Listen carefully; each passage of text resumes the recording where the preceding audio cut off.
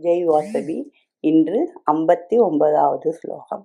ஸ்தித பிரக்ஞன் எங்கனம் அமர்கிறான் என்று அர்ஜுனன் கேட்ட கேள்விக்கு விடையாக ஸ்லோகங்கள் வருகின்றன.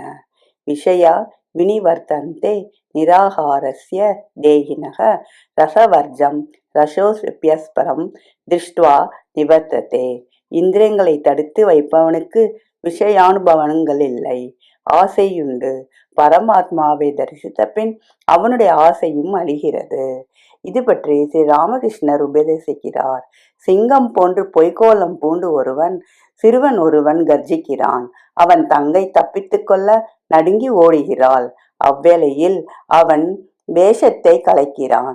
ஓ, இது அண்ணாதானா என்று சிறுமி மனம் தெளிந்து அவனிடம் ஓடுகிறாள்.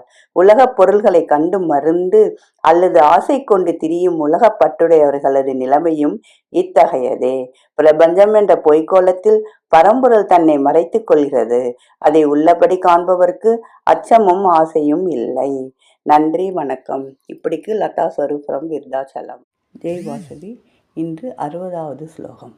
எதத்தோ ஹி அபி கௌந்தேய புருஷஸ்ய விபஸ்திதக இந்திரியாணி பிரமாதீனி ஹரந்தி பிரஸ்பம் மனக.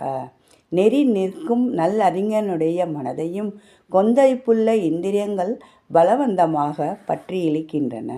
இதை பற்றி ஸ்ரீ ராமகிருஷ்ணர் உபதேசிக்கிறார். விஷப்பாம்புகள் நடமாடும் வீட்டில் வசிப்பவர்கள் எப்போதும் வெகு ஜாக்கிரதையாக இருப்பதைப் போல உலகத்தில் வாழும் மக்கள் காமத்துக்கும் காசு ஆசைக்கும் உட்படாமல் எப்போதும் ஜாக்கிரதையாக இருக்க வேண்டும். நன்றி, வணக்கம். இப்படிக்கு லதா ஸ்வரூபம் விருதாச்சலம். ஜெய் வாசவி. இன்று 61வது ஸ்லோகம்.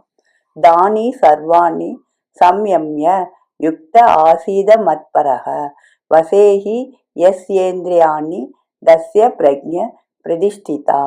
யோகனிஷ்டன் அவைகளை எல்லாம் அடக்கி என்னை பரகதியாக கொண்டிருக்கிறான். இந்திரியங்களை அசமாக்கியவனுக்கு அறிவு நிலை பெறுகிறது.